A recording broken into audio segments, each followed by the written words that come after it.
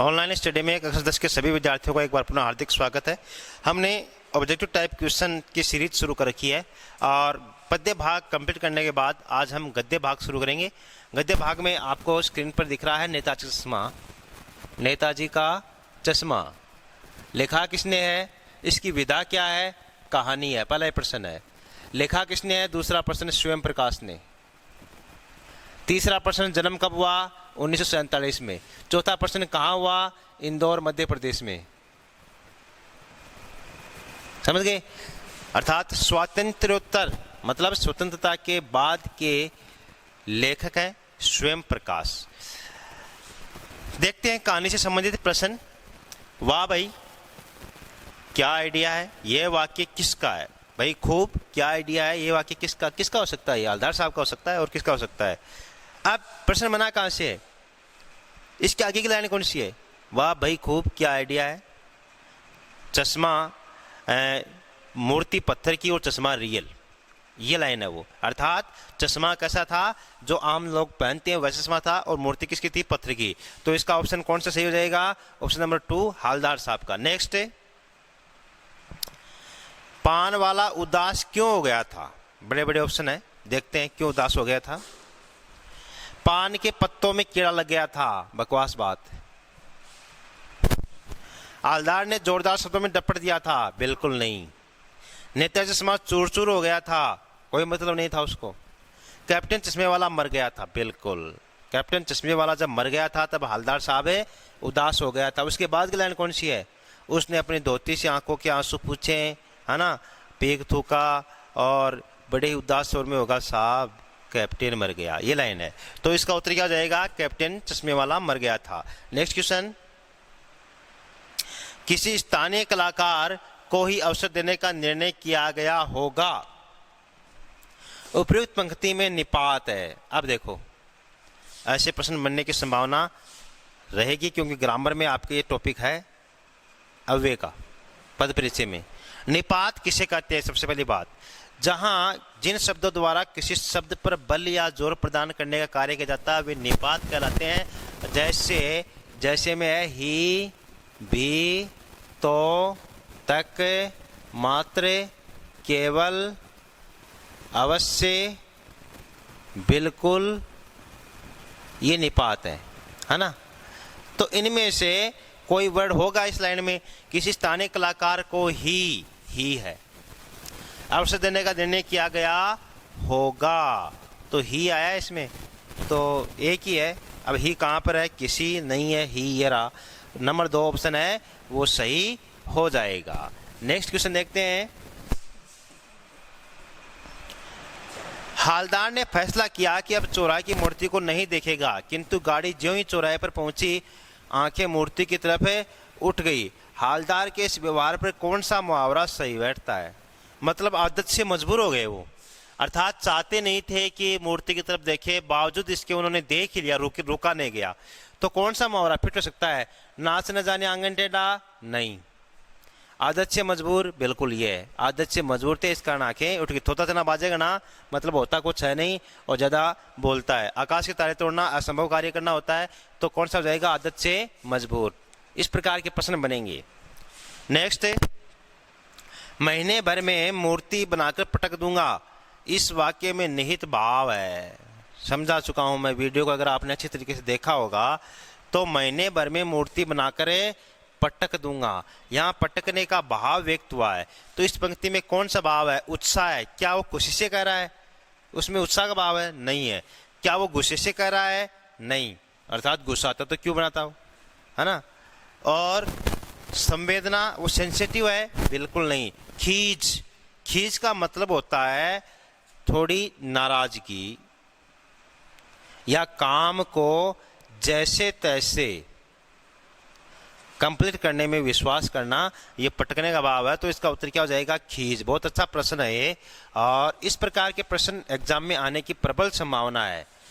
अब एक जैसे सभी ऑप्शन लग रहे हैं कि उसमें उत्साह था, उसमें संवेदना थी, इसका अर्थ तो आप समझोगे नहीं संवेदना क्या होती है ना। तो ये वैसे आपके लिए इसीलिए बार बार कहता हूँ वोकेबलरी बढ़ाने की जरूरत है हिंदी में। गुस्सा था, खीज था, अब खीज का अर्थ नहीं समझोगे। अब खीज का विलोम क्या होता है? खीज का विलोम होता है रीझ। रीझ यानी खुश होना, रीझना प्रसन्न होना, और खीजना नाराजगी प्रकटे करना। इस प्रकार से वोकेबलरी आपको बढ़ाने की जरूरत है। नेक्स्ट है, कैप्टन चश्मे वाले की कौन सी विशेषता थी जो उसे नेताजी और देशभक्ति के प्रति समर्पित है? हाँ, कैप्टन चश्मे वाले की कौन सी विशेषता थी जो उसे नेताजी और देशभक्ति के प्रति समर्पित करती है? देखो, अब पाठ का पात्र है कौन? कैप्टन चश्मे वाला। उसकी ऐसी कौन सी बात है जो वो नेताजी और देश के प्रति समर्पण भावना के साथ कार्य करता है? सड़क पर विभिन्न प्रकार के चश्मे बेचना? नहीं। नेताजी की मूर्ति के पास बांस को गड़ाना? नहीं। बार बार नेताजी की मूर्ति पर चश्मा लगा देना? बिल्कुल। वो हर बार नेताजी की मूर्ति पर चश्मा बदलते रहते हैं। मरेल व लंगड़ा होते हुए भी चश्मा बेचना? ये भी नहीं है। तो इसका उत्तर हो जाएगा ऑप्शन नंबर 3। नेक्स्ट देखते हैं,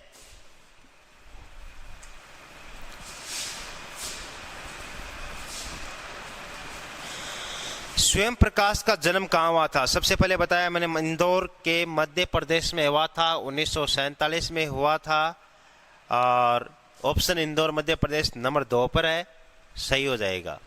नेक्स्ट है, सेवानिवृत्ति के बाद लेखक किस पत्रिका के संपादक बने? वसुधा के बने थे। सरस्वती के संपादक कौन थे? 1903 में सरस्वती पत्रिका के संपादक बने थे महावीर प्रसाद द्विवेदी। महावीर प्रसाद द्विवेदी। अलावा इसकी जागृति है, अमर उजाला है, ये अखबार का नाम है। वसुधा पत्रिका के संपादक बने थे। ये कहाँ से निकली थी? शुरुआत में जबलपुर से। हरिशंकर परसाई के नेतृत्व में निकलना शुरू हुई थी जबलपुर से। तो ये वसुधा, इसका उत्तर सही हो जाएगा। नेक्स्ट देखते हैं, स्वयं प्रकाश को सम्मान कौन सा मिला? साहित्य अकादमी पुरस्कार मिला था, पहला सम्मान मिला था, राजस्थान में रहे थे उस वक्त। वनमाली पुरस्कार मिला था। ये सब बुक में लिखे हुए हैं और उपयुक्त सभी ये हो जाएगा। तो इसका ऑप्शन कौन सा सही हो जाएगा? ऑप्शन नंबर 4 इसका सही हो जाएगा। नेक्स्ट है, हाँ उधर चलते हैं। नेक्स्ट है, जो प्रश्न रह गए हैं,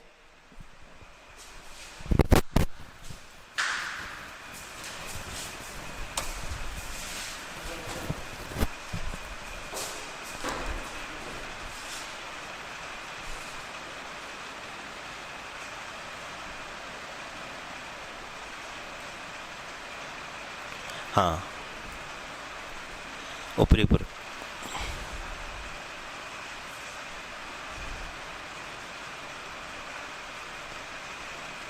यस। कंपनी के हालदार साहब को प्राय कितने दिन बाद कस्बे से होकर गुजरना पड़ता था? सीधी सी बात है, हर 15 दिन से आते थे। तो उत्तर क्या हो जाएगा? 15 दिन बाद। पहली लाइन है ये पाठ की। मूर्तिकार नेताजी की मूर्ति के क्या लगाना भूल गया? चश्मा लगाना भूल गया, और क्या लगाना भूल गया, है ना? तो ऑप्शन है आपके समक्ष, नेताजी की नाक, हाँ नेताजी की आंख, नेताजी की चश्मा, नेताजी की फौजी ड्रेस। तो क्या भूल गया था? नेताजी का चश्मा। या की लिखा जो कि गलत है। क्या आएगा? का आएगा। नेताजी का चश्मा लगाना भूल गया था। स्वयं प्रकाश का जन्म कब हुआ? 1947 में हुआ था, इंदौर मध्य प्रदेश में। 1947 कहाँ है? यहाँ है। दिल्ली चलो का नारा किसने दिया था? दिल्ली चलो, जय हिंद, तुम मुझे खून दो मैं तुम्हें आज़ादी दूंगा। तीनों नारे किसने दिए हैं?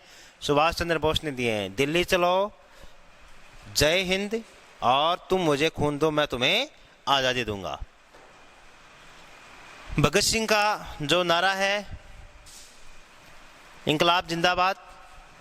महात्मा गांधी, करो या मरो। और पंडित जवाहरलाल नेहरू का नारा कौन सा है? आराम हराम है। आराम हराम है। करो या मरो और इंकलाब जिंदाबाद।